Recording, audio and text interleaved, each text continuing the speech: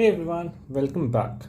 तो आज के वीडियो में देखेंगे पैरामीट्रिक एमएल एल्गोरिदम होता क्या है। ठीक है, सबसे पहले जैसे ही हम ये इस पे फोकस करते हैं पैरामीट्रिक एमएल एल्गो, ठीक है, तो इसको पार्ट्स में स्प्लिट करते हैं। कभी भी कुछ समझने के लिए पहले ये जानते हैं कि भाई इसका नाम ये रखा क्यों था, क्योंकि नाम जिसने रखा है उसने कुछ तो सोच के रखा है।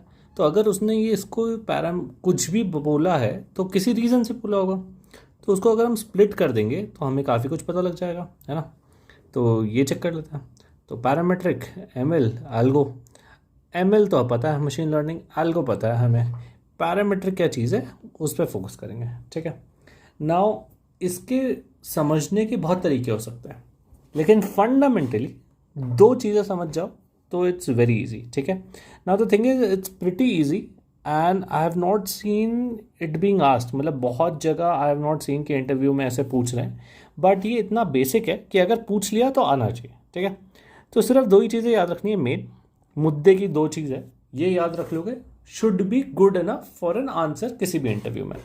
पहली चीज़ है कि ये जो पैरामीट्रिक एमएल एल्गोरिथम्स हैं, इनके जो नंबर ऑफ पैरामीटर्स है, इसको मैं नंबर ऑफ पैरामीटर्स बोल देता हूँ, इसको मैं नंबर ऑफ पैरम्स कह देता हूँ। ठीक है, इसको नंबर ऑफ पैरामीटर्स। ठीक है, इसके जो नंबर ऑफ पैरामीटर्स है ये फिक्स्ड रहता है। ठीक है, मतलब ये डेटा पे वेरी नहीं करते, इन अ सेंस कि आज मेरे पास D1 है, उसमें मेरे पास मे बी 10 रोज है, कल मेरे पास D2 रहा, उसमें अगर मैं 100 रोज दे दूं तो नंबर ऑफ पैरामीटर्स चेंज नहीं होंगे, डेटा पे वेरी नहीं करते। तो इसको डेटा वेरी नॉट, या फिर यहाँ पर नॉट यहाँ ऐसे लिख देते हैं। ठीक है, पहली चीज़ है, दो ही चीज़ याद रखनी है, पहली चीज़ हो गई। दूसरी चीज़ क्या है? दूसरी चीज़ है कि ये जो एल्गोरिदम हैं ये ऐसे मशीन लर्निंग एल्गोरिदम्स हैं जो कुछ मॉडलिंग के टाइम पे, तो वो जो लर्निंग टाइम होता है उस टाइम पे कुछ अजम्पशन लगाते हैं। ठीक है, they are assuming something which is very important. ठीक है, तो उन लोगों ने कुछ अज्यूम कर लिया है, देर आर सर्टन अजम्पशंस। ठीक है, तो it is very important that they have certain assumptions.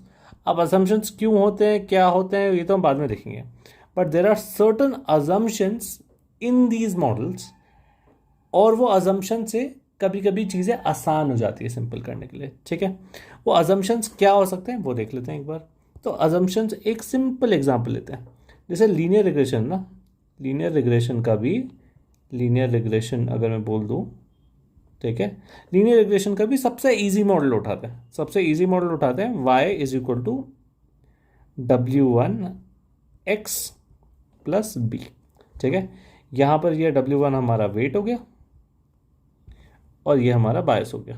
ठीक है, आई डोंट नो कितने लोगों ने देखा होगा, अगर ये नहीं देखा है तो ये तो देखा होगा। ठीक है, ये बचपन में हमने देख लिया था। अब जब बड़े हो जाते हैं और एमएल टर्म्स में बात करते हैं तो ये ऐसे नहीं लिखते और ये ऐसे नहीं लिखते, जितने भी एम टाइप की चीज़ें होती हैं ना उसको हम वेट्स यहाँ बोल देते हैं। ठीक है, उसको हम यहाँ वेट्स बोल देते हैं, और जितना भी ये आखिरी वाला जो सी हम लेते थे पहले उसको इंटरसेप्ट भी बोलते थे बचपन में, उसको हम यहाँ बायस बोल देते हैं।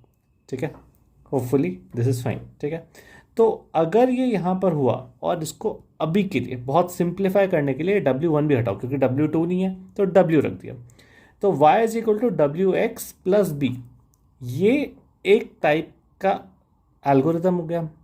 अब ये जो भी एल्गोरिथम है, अब हमें तो पता है लीनियर रिग्रेशन है, बट लेट्स सपोज ये एल्गोरिथम जो भी है, इसमें अगर मैं डेटा से ट्रेन करने जाऊँ, वो लर्निंग फेज जो इससे पहले वाले वीडियो में देखा था कि लर्निंग फेज क्या होता है, डेटा दो फंक्शन ढूंढते हैं, इसमें मैं डेटा अगर 10 रोज दे दूँ, 10 रोज, या अगर मैं इसमें 100 रोज दे दूँ, इसके जो पैरामीटर्स है ना ये चेंज नहीं हो रहे, पैरामीटर्स वैसे के वैसे ही हैं। So number of parameters are fixed irrespective of the size of data.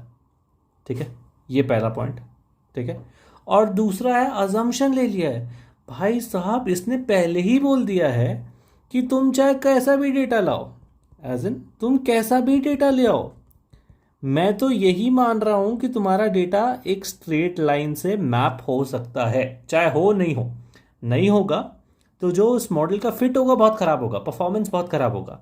लेकिन मैंने तो अज्यूम कर लिया है कि मैं तो इसको स्ट्रेट लाइन से ही सॉल्व करने वाला हूं। तो ये दो चीजें ये याद रखना, कभी भी कोई पूछ ले पैरामीट्रिक एमएल एल्गोरिथम क्या है, ये बता देना उसको। ठीक है। अब क्यों है, क्यों है? क्योंकि इन्होंने हमारा काफ़ी कुछ मॉडलिंग फेज जो है उसको सिंप्लीफाई कर दिया। ठीक है। तो एक बहुत बड़ा प्रो मैं बोलूँगा, सिंप्लीफाई कर दिया। ठीक है, ये याद रखना। सिंप्लीफाई कैसे किया? डेटा कैसे भी हो सकता है, मॉडल कितना सिंपल है, एक स्ट्रेट लाइन है, खत्म। एक इंटरसेप्ट आ जाएगा, एक स्लोप आ जाएगा, देख लेंगे। ठीक है। तो उन्होंने डेटा सिंप्लीफाई किया है, पैरामीट्रिक एमएल मॉडल्स ने सिंप्लीफाई कर दिया हमारा लर्निंग फेज को। लेकिन because of this simplification, because of this simplification जो मॉडल की कॉम्प्लेक्सिटी है, ठीक है, मॉडल की कॉम्प्लेक्सिटी, ऐसे तो मेरे को पूरा लिखना नहीं चाहिए बट ठीक है, मॉडल की कॉम्प्लेक्सिटी हो गई लेस। दैट मीन्स अगर हमारा डेटा बहुत ट्रिकी है, डेटा बहुत कॉम्प्लेक्स है और डेटा को समझने के लिए एक सिंपल मॉडल से नहीं हो पाएगा, एक सिंपल फंक्शन से नहीं हो पाएगा, उन केसेस में ये सारे जहां पर मॉडल कॉम्प्लेक्सिटी कम होती है, उन केसेस में ये मॉडल अच्छी तरीके से काम नहीं करते, क्योंकि डेटा बहुत कॉम्प्लेक्स है, उसको एक सिंपल मॉडल नहीं हैंडल कर पाएगा। तो इसने सिंप्लीफाई तो किया, डेफिनेटली बहुत अच्छी बात है, लेकिन हमारे मॉडल की कॉम्प्लेक्सिटी भी कम हो गई और किसी किसी केसेस में हमें कॉम्प्लेक्स मॉडल चाहिए होंगे। ठीक है। तो मैंने बता दिया कि प्रो क्या है, कौन क्या है, लेकिन इंपॉर्टेंट क्या है, कोई भी पूछे पैरामीट्रिक एमएल एल्गोरिथम के बारे में कुछ बताओ, तो ये दो चीजें बता देना, should be good enough for an interview. I hope this is clear. If you have any queries, just comment down below and I'll make sure to solve those.